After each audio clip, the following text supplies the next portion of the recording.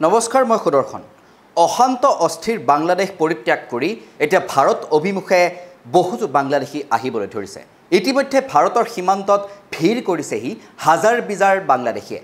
ভাৰতত প্ৰৱেশৰ বাবে কাকুতি মিনতি কৰাৰ পৰা আৰম্ভ কৰি যিকোনো উপায়েৰে ভাৰতত যিকোনো মুহূৰ্ততে প্ৰৱেশৰ চেষ্টা চলাই আছে হাজাৰ বিজাৰ বাংলাদেশীয়ে। তাৰ প্ৰভাৱ পৰিব পাৰে সমগ্ৰ ভাৰতবৰ্ষত আৰু বৰ্তমান সময়লৈকে কেৱল BSFে তেওঁলোকক বাধা দি আহিছে যদিও হাজাৰ হাজাৰ বাংলাদেশীৰ কিন্তু এতিয়াও ভাৰত অভিমুখে যাত্ৰা অব্যাহত আছে আৰু ভাৰতৰ সীমান্তত ইতিমধ্যে হাজাৰ বিজাৰ বাংলাদেশীয়ে আনকি জয় শ্ৰীৰাম ধ্বনি দি ভাৰতত প্ৰৱেশৰ বা ভাৰতত অনুপ্ৰৱেশৰ সম্পূৰ্ণ চেষ্টা চলাই আছে। সমগ্ৰ তথ্য জনাই আছো গ্ৰাফিক্স। জয় শ্ৰীৰাম ধ্বনি দি সীমান্তত হাজাৰ হাজাৰ বাংলাদেশী। জয় শ্ৰীৰাম ধ্বনি দি ভাৰতত সোমাবলৈ সীমান্তত ভিৰ বাংলাদেশীৰ। পশ্চিমবংগৰ কোচবিহাৰ জিলাৰ শীতলকুছিত ভিৰ কৰিছে বাংলাদেশীয়ে। অস্থিৰ বাংলাদেশৰ পৰা পলায়ন কৰা অনুপ্ৰৱেশকাৰীক ভাৰতলৈ প্ৰৱেশত বাধা BSFৰ।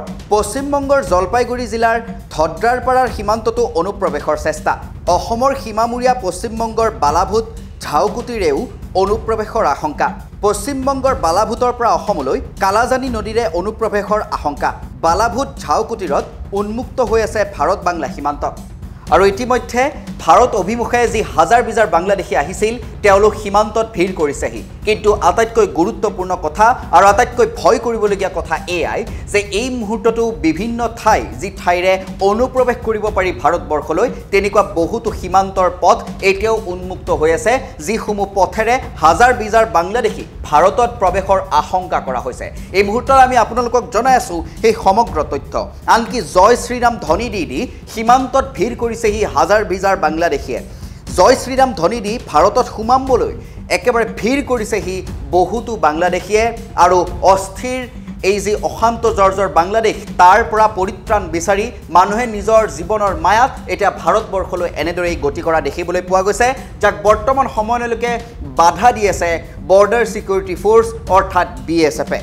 আৰু কোনখিনি ঠাইৰে তেওঁলোকে অনুপ্ৰৱেশৰ চেষ্টা কৰি আছে বা ভাৰতত প্ৰৱেশৰ চেষ্টা কৰি আছে সেইসমূহ আমি আপোনালোকক জনাব বিচাৰিছোঁ। পশ্চিমবংগৰ জলপাইগুৰি জিলাৰ ধদ্ৰাৰপাৰাৰ সীমান্তত অনুপ্ৰৱেশৰ চেষ্টা বৰ্তমান সময়ত চলি আছে। অসমৰ সীমামূৰীয়া পশ্চিমবংগৰ বিশেষকৈ বালাভূত আৰু ঝাউকুটিৰৰ পিনৰ পৰা অনুপ্ৰৱেশৰ আশংকা প্ৰকাশ কৰা হৈছে ইতিমধ্যে। তাৰ লগতে পশ্চিমবংগৰ বালাভূতৰ পৰা অসমলৈ কালাজানি নদীৰে অনুপ্ৰৱেশৰ এতিয়াও আশংকা বিৰাজমান হৈ আছে আৰু বালাভূত আৰু ঝাউকুটিৰত উন্মুক্ত হৈ আছে ভাৰত বাংলা সীমান্ত, যাৰ ফলতে এতিয়া ভাৰতবৰ্ষৰ যি নিৰাপত্তাৰক্ষী, ভাৰতবৰ্ষৰ যি সেনা তথা ভাৰতবৰ্ষৰ সমগ্ৰ জনতা এতিয়া আচলতে ভয়ত্ৰস্তমান হ'বলগীয়া হৈছে, কিয়নো হাজাৰ বিজাৰ বাংলাদেশীয়ে এতিয়া ভাৰতত অনুপ্ৰৱেশৰ চেষ্টা চলাই আছে। ভাৰতত প্ৰৱেশৰ বাবে তেওঁলোকে জয় শ্ৰীৰাম ধ্বনি দিয়াই থকাও দেখিবলৈ পোৱা গৈছে।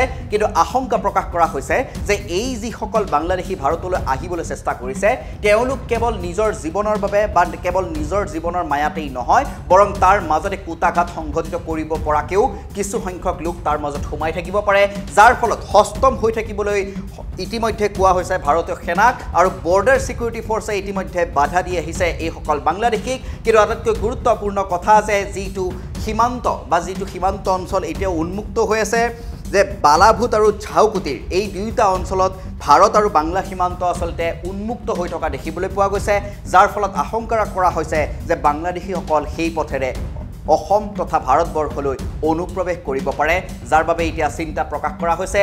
পৰৱৰ্তী সময়ত আমি আপোনালোকক এই সম্বন্ধে অধিক তথ্য জনাই যাম। তেতিয়ালৈকে চাই থাকিব দ্য ক্ৰছ কাৰেণ্ট।